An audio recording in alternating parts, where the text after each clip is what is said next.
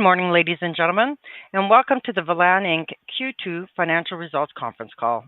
At this time, all lines are in listen-only mode. Following the presentation, we will conduct a question-and-answer session. If at any time during this call you require immediate assistance, please press star zero for the operator. This call is being recorded on Friday, October 10, 2025. I would now like to turn the conference over to Rishi Sharma, Chief Financial Officer. Please go ahead. Thank you, Operator.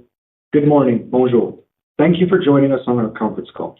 Let's start by discussing the disclaimer from our related investor relations presentation, which is available on our website in the investor relations section.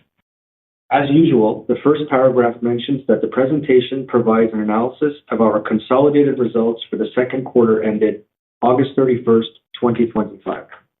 The Board of Directors approved these results yesterday, October 9th, 2025. The second paragraph refers to non-IFRS and supplementary financial measures, which are defined and reconciled at the end of the presentation. The last paragraph addresses forward-looking information, which is subject to risks and uncertainties that are not guaranteed to occur. Forward-looking statements contained in this presentation are expressly qualified by this cautionary statement. Finally, unless indicated otherwise, all amounts are expressed in US dollars and all financial metrics discussed are from continuing operations. I will now turn the call over to Jim Mannebach, Chairman of the Board and CEO of Velan. Thank you, Rishi, and good morning, good afternoon, good evening, everyone. Please turn to slide 4 for a general overview of the second quarter of fiscal 2026. Velan reported adjusted EBITDA of $3.4 million and operating income of $400,000 on sales of $67.6 million during the period. Our performance in the quarter, which fell short of our internal expectations, was negatively affected by the need to reschedule certain deliveries, totaling more than $12 million, mostly to adapt to changes in customer requirements. Moreover, delays in purchasing decisions due to tariffs, largely for spare part orders, which are typically booked and shipped in the same quarter, further dampened sales in the period. It's important to note that rescheduled orders are part of firm contracts, which have simply been pushed out in time and will be delivered in the near future. For certain orders, small outstanding items prevented revenue recognition, and for others, greater complexity, in part due to change in customer requirements, led to these delays. In fact, we've already shipped orders related to the delays totaling approximately $5 million early in the third quarter, with the remainder now planned for delivery later in the third quarter or before the end of the fiscal year. We delivered the first order from our new manufacturing plant in Saudi Arabia, which is part of a joint venture in the Middle East dedicated to addressing the largest market for oil field valves worldwide. This milestone follows the prior approval and certification from Saudi Aramco for some of our key valves. Velan is fully prepared to deliver in this region with a promising pipeline already in the works. Now let's turn to slide 5. Our order backlog reached $285.8 million at the end of the second quarter, up 4% from the beginning of the year. At quarter end, 88.3% of the backlog, representing orders of $252.4 million, was deliverable within 12 months. This compared to 91.3% at the end of Q2 last year. As I stated last quarter, the shift in delivery schedule was driven by continued securing of an increasing number of large, long-term contracts for the nuclear and defense industries. Bookings amounted to $65.2 million in the second quarter of fiscal 2026, compared to $88.4 million in the same period last year. Order intake early in the third quarter rebounded with significant contract and MRO wins throughout the world. Notably, we were recently advised of an award for certain reactor cooling valves related to the refurbishment of an Ontario reactor, totaling more than $15 million, confirming the strength of our position, supplying the most critical valves in the rapidly growing nuclear industry. To this point, among the key projects booked in the second quarter of last year was a main services agreement with GE Hitachi as part of the provision of a small modular reactor, or SMR, at OPG's Darlington site, which I'll further expand in a moment. As we turn to slide 6, I'm particularly pleased that this key infrastructure project was recently fast-tracked by the Canadian government through the newly implemented Major Projects Office. The office's role, as outlined by the federal government, involves streamlining regulatory assessment approvals, as well as helping structure finance and partnerships with all stakeholders. The main objective is to significantly reduce the approval time for projects identified as of national importance. Clearly, Velan stands to benefit from the pending acceleration of projects that typically require an extended planning period, such as nuclear. As a reminder, we have more than 55 years of experience in supplying valves to the nuclear power market with deep expertise providing leading reactor technologies. More specific to the Darlington project, which happens to be the first SMR deployment in North America, Velan is the supplier of choice for GE Hitachi Nuclear Energy. Under the terms of our agreement, we are providing the development of advanced technology, engineering support, and leading-edge proprietary valves for the safe and efficient operation of this first of 4 planned SMR units. This project has the potential to position Canada as a global leader in nuclear energy and Velan as the leading valve provider in critical applications in the growing deployment of SMR technology. In summary, on slide 7, nuclear and clean energy represents key growth sectors for Velan, both in Canada and increasingly on a global basis, as customers move to reach their own carbon reduction objectives. But let's not forget that we're also fortified with a very solid footing in other markets, such as oil and gas, where our valves equip the vast majority of refineries in North America and a growing base worldwide, which will further expand through our Middle East joint venture. Defense activity also continues to rise as sovereign states are addressing their national security concerns. With our proven solutions for both surface and subsurface nuclear marine propulsion, we expect positive development in the years to come and continued growth.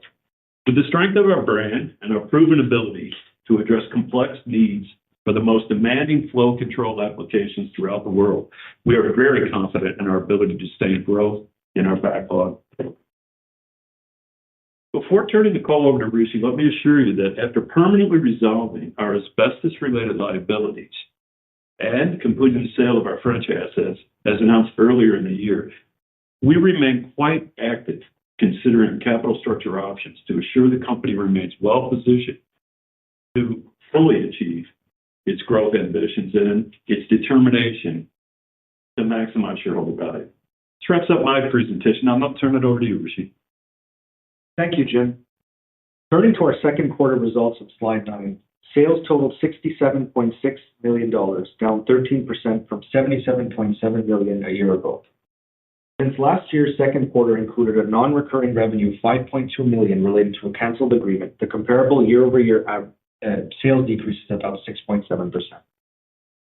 As previously mentioned, the decrease was mainly caused by rescheduling of order deliveries, specifically from our North American and Italian operations, and by tariff disruption.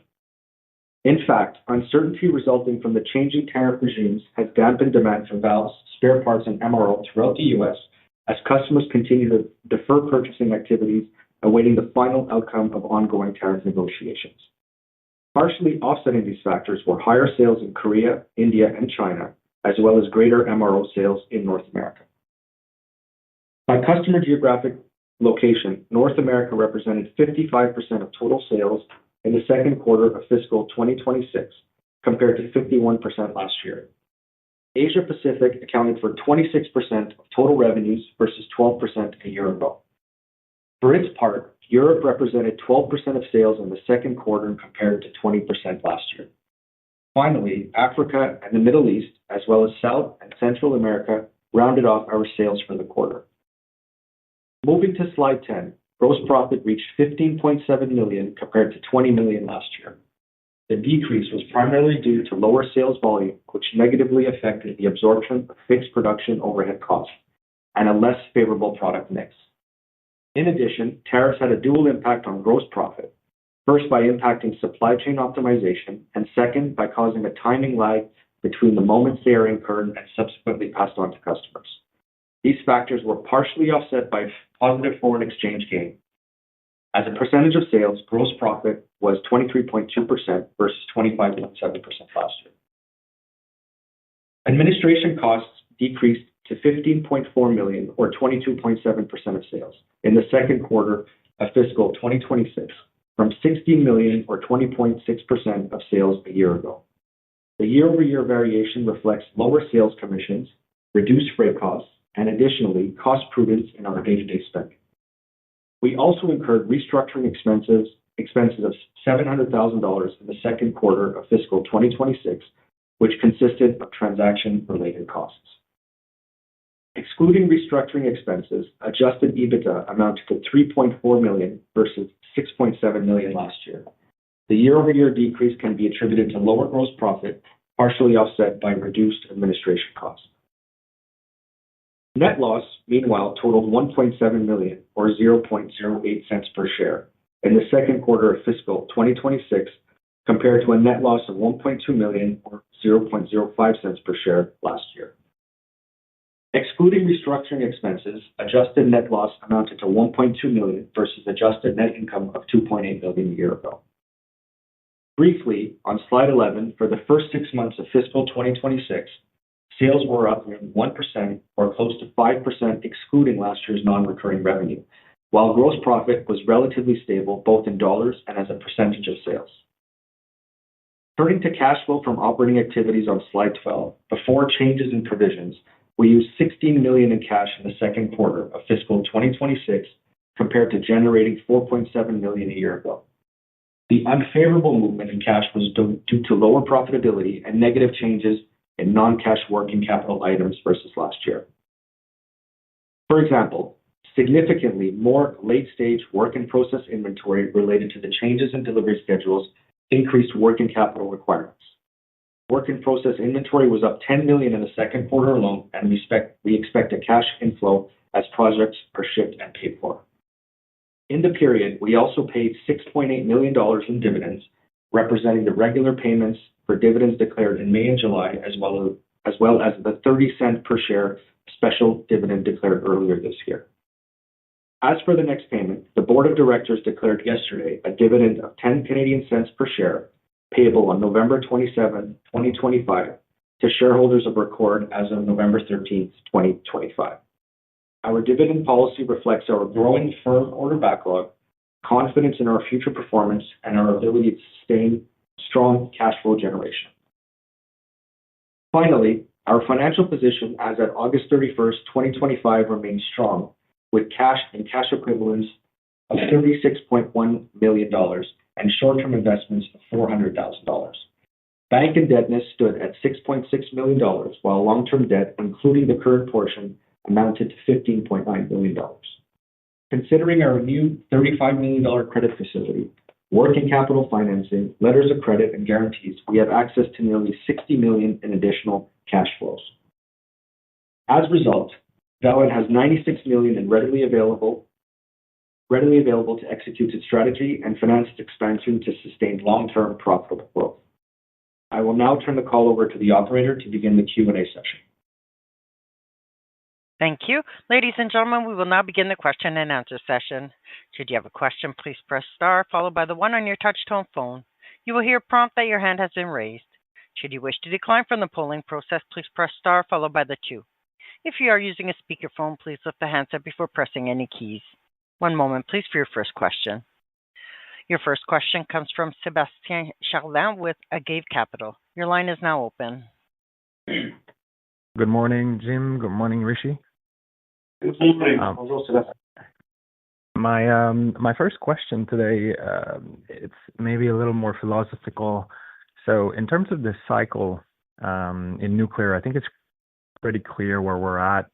It's increasing. I know sometimes there can be some thawing or freezing with all that happened in the last year, but clearly there's a growing demand worldwide. What would you say we're at, or what are you seeing on the oil and gas side in terms of CapEx investment, perhaps, and growing capacity, or like where do you see us in that cycle for that industry? Yeah. Good question. I think what we're seeing in the marketplace on oil and gas, and it depends on where you're looking at, is upstream, midstream, or downstream. But for our primary markets, we're seeing a lot of extension activity as refiners and producers continue to try and extend the useful life, so to speak, of their investments. It's good news for us. As you know, we're quite prevalent in all of those markets. I think there's been a rebound generally in the sentiment with the change in the administration in the United States concerning the desirability or attractiveness of oil and gas in general. So I think that the indicators are heading in the right direction, are positive already. How long that will last? I suspect it'll be a multi-year. It's not quite as long in terms of lead time, generally speaking, as in the nuclear industry. But certainly, once committed to, we're talking about several years of deployment. Makes sense. Thank you. The next one might be for Rishi, but feel free. It's more on the gross margin ballpark. I know in previous year, and I think last year I had a question, the 5.2 million cancellation, I think it was related to a Russian-tied entity for BP or in Vietnam, something like that. So I was questioning, how should we go about forecasting gross margins in the future? I know now you throw in a mix or a mélange, as we say in French, with the USMCA that's in jeopardy, the tariffs, and all the impacts on the supply chain. Should we forecast or adjust slightly down on the gross margin side going in the future, or is there a lag? Because I understand there's a difference between the time that you book at a certain price and you deliver, and then there's a tariff that comes in between. So I guess if I have to summarize it, do you pass it on to customer at some point, or should we just forecast it down? Yeah, so I'll take the question in three parts. The first one was, yes, it's a contract that we have for a Vietnam end user that was backed by essentially a Russian EPC. So that the 5.2 million, that was the cancellation charge last year. You can essentially remove that from sales, and it was at zero profit, if you remember when we discussed. Yeah. So that normalizes Q2 of FY25. On the gross margin and the mix, I think we're still very confident in terms of the normal levels we've been seeing in the last few quarters. When you look at tariffs, yes, exactly. There's a delay between when we pay the tariffs as the goods cross into the U.S. versus when we collect, let's say, surcharges or additional charges from our customers. I think the year-to-date impact for us is just under $750,000 in net exposure. So I think we're controlling it well with the footprint that we have in terms of us negotiating with our customers. And I think finally, Jim spoke about upstream, midstream. Our business in that sector has two components. There's the bare valves, as you call it, and then there's the actuation. We don't manufacture our own actuators, so it's generally a buy through and a pass through of a markup. And so as the mix for upstream, midstream proportionally changes on the total revenues, you'll see some movement on the overall margin. But we're still very confident. And Jim mentioned the large order we're securing in nuclear. We have the defense contracts in the backlog that we're executing. So that the gross margin over the last few years, quarters, I think is still what we're targeting. Okay, that's really helpful. And my last one is considering the capital structure option comments. Are we more looking at perhaps preparing for larger, longer-term contracts? So whether it is growth CapEx, refinancing, or even upsizing the facilities that you have for letters of guarantee, that kind of stuff that may be required, or more on the buybacks, dividend, or even small acquisition side? Yeah, I think principally what we're looking at is we see a period of growth in some industries, such as nuclear, significant growth into the future for the industries. Our presence in those industries, as we've commented on several times, is quite critical. And consequently, it's incumbent on us to make sure that we have the capital structure in place that allows us to fully realize that growth potential. So, in terms of the dividend, we had advised, I think it was in the last quarter, that based on the strength of the business and our forward look, we had increased our recurring dividend to 10 cents per share and confirmed that again this quarter. So some consideration of capital structure, is in that domain is also ongoing, as you would expect by the board, quarter in and quarter out. All right. That's it for me. Thank you so much. Yeah, good to hear from you. Yep. Ladies and gentlemen, as a reminder, should you have a question, please press star one. Your next question comes from Alex Ciarnelli with SM Investors. Your line is now open. No, thank you so much. Hi, guys. Hope everything is fine. Hey, Alex. Yeah.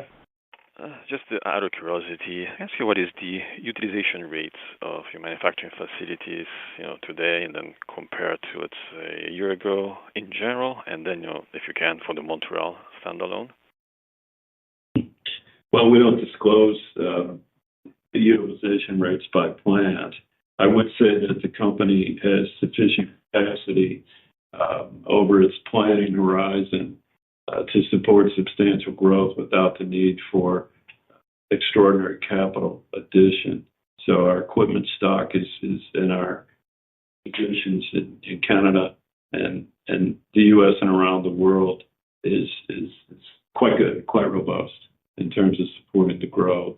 As you know, our CapEx traditionally is 9 to 12 million, 13 million annually. Sometimes it goes up and down depending on our investment in additional capital machines.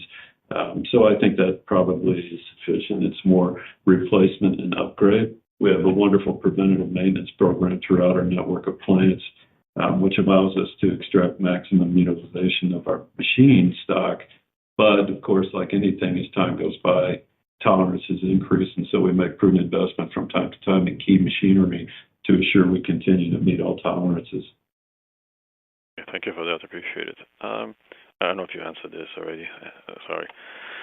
I look at the revenues down, right, and the commentaries of the $5 million one time last year, the push out of $12 million, which my understanding, 5 already came back, and another 7 for the rest of the year.